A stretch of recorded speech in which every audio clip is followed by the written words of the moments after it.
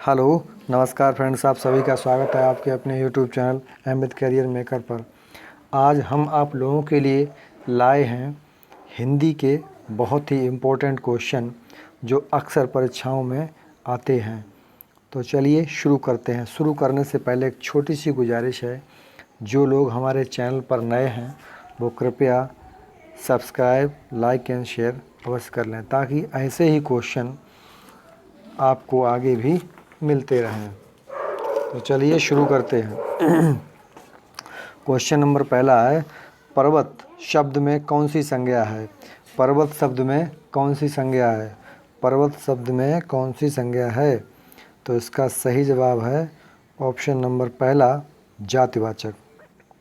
Question number अगला है, team शब्द में कौन सी संज्ञा है? टीम शब्द में कौन सी संज्ञा है? इसका सही जवाब है ऑप्शन नंबर 3, समूहवाचक। क्वेश्चन नंबर अगला, आज कल में कौन सा समास है? आज और कल, जब इसका विग्रह करेंगे तो आज और कल हो जाएगा, इसलिए यहाँ पर द्वंद्व समास होता है। ऑप्शन नंबर 2 सही है। क्वेश्चन नंबर अगला आता है, शोकाकुल शब्द में कौन सा समास है? शोकाकुल शब्द में कौन सा समास है? इसका सही जवाब है तत्पुरुष, शोक से आकुलाना, यहाँ पर तत्पुरुष समास है। ऑप्शन नंबर 4 सही है। क्वेश्चन नंबर अगला आता है, कु उपसर्ग से निर्मित शब्द कौन सा है? तो इसका जो सही जवाब है वो ऑप्शन नंबर पहला ही है, कुपात्र।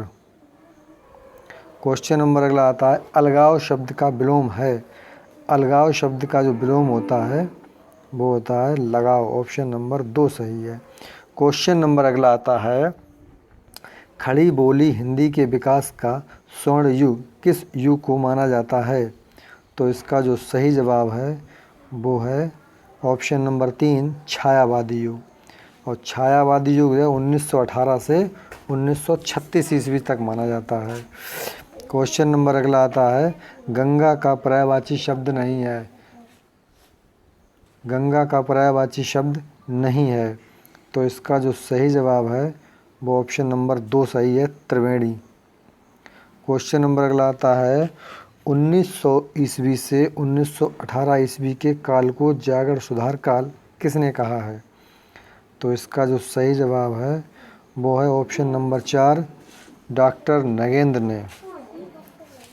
इसे द्विवेदी युग को ही इन्होंने जागरण सुधार काल कहा है। क्वेश्चन नंबर अगला आता है, पश्चिमी हिंदी उपभाषा में कितनी बोलियां शामिल हैं? इसका सही जवाब है ऑप्शन नंबर 6, ये सभी हैं।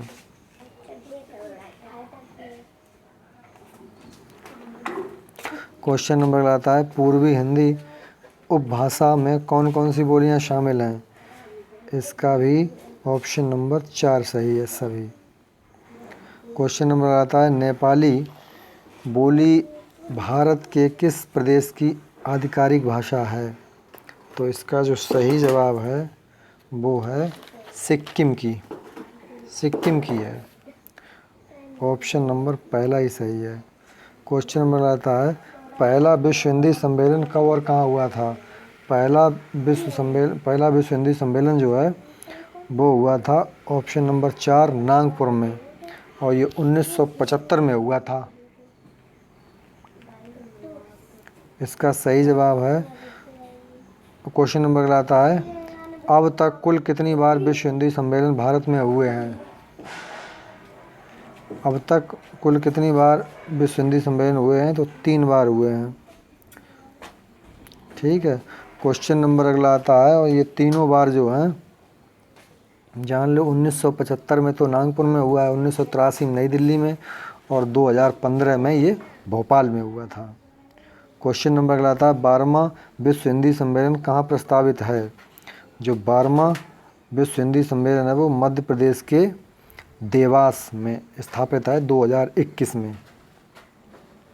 क्वेश्चन नंबर अगला आता है, पहले विश्व हिंदी सम्मेलन का बोध वाक्य था। जो पहला विश्व हिंदी सम्मेलन हुआ था उसका बोध वाक्य क्या था? ऑप्शन नंबर पहला ही सही है, वसुधैव कुटुंबकम। क्वेश्चन नंबर अगला आता है, हिंदी 11वें 11वें विश्व हिंदी सम्मेलन का बोधवाक्य क्या था? 11वें विश्व हिंदी सम्मेलन का बोधवाक्य क्या था? तो यहाँ पे थोड़ा मिसप्रिंट हो गया। इसका सही जवाब है ऑप्शन नंबर 2, सूचना प्रौद्योगिकी। क्वेश्चन नंबर अगला आता है, हिंदी शब्द की उत्पत्ति कहाँ हुई थी? हिंदी शब्द की उत्पत्ति जो है वो ऑप्शन नंबर 3 है, ईरान में हुई थी। क्वेश्चन नंबर अगला होता है, ईरानियों के प्रसिद्ध ग्रंथ अवेस्ता की भाषा किस भारतीय ग्रंथ से मिलती है? इसका सही जवाब है ऑप्शन नंबर पहला, ऋग्वेद से। क्वेश्चन नंबर अगला आता है, 20वीं शताब्दी के आरंभिक चरण का विश्वकोश किसे कहा जाता है? इसका सही जवाब है सरस्वती पत्रिका को। क्वेश्चन नंबर अगला आता है, वर्ष 1900 से 1920 तक के काल को डॉक्टर नरेंद्र ने क्या कहा है?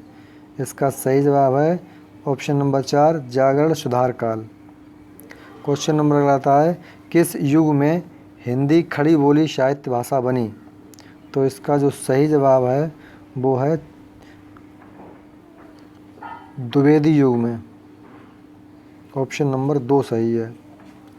क्वेश्चन नंबर अगला आता है, देवनागरी लिपि का सर्वप्रथम प्रयोग कहाँ हुआ था? तो इसका सही जवाब है ऑप्शन नंबर पहला, जयभट्ट के शिलालेख में। क्वेश्चन नंबर अगला आता है, हिंदी को नई चाल में ढली हिंदी किसने कहा है? हिंदी को नई चाल में ढली हिंदी किसने कहा है? इसका सही जवाब है भारतेंदु हरिश्चंद्र। ऑप्शन नंबर 4 सही है। क्वेश्चन नंबर आता है, अपभ्रंश को पुरानी हिंदी किसने कहा है? अपभ्रंश को पुरानी हिंदी किसने कहा है? इसका सही जवाब है ऑप्शन नंबर 2, चंद्रधर शर्मा गुलेरी ने। क्वेश्चन नंबर अगला आता है, मथुरा और वृंदावन में मुख्यतः कौन सी भाषा बोली जाती है? इसका सही जवाब है ब्रजभाषा। ऑप्शन नंबर पहला ही सही है। क्वेश्चन नंबर अगला आता है, कौन सी भाषा प्राकृत और आधुनिक भाषाओं को जोड़ती है? तो ये जो है ये अपभ्रंश जोड़ती है। ऑप्शन नंबर 3 सही है इसका। ऑप्शन नंबर 3 सही है। क्वेश्चन नंबर अगला आता है, उड़िया और असमिया किस उपभाषा की आधुनिक आर्य भाषा है? इसका सही जवाब है मागधी। ऑप्शन नंबर 4 सही है। क्वेश्चन नंबर अगला आता है, हिंदी खड़ी बोली किस अपभ्रंश से विकसित हुई है? हिंदी खड़ी बोली किस अपभ्रंश से विकसित हुई है? ऑप्शन नंबर पहला ही सही है, सौरसैनी अपभ्रंश से। क्वेश्चन नंबर अगला आता है, विकास की दृष्टि से प्राकृत की पूर्णकालीन अवस्था का नाम है? इसका सही जवाब है ऑप्शन नंबर 3, पाली। वीडियो देखने के लिए धन्यवाद।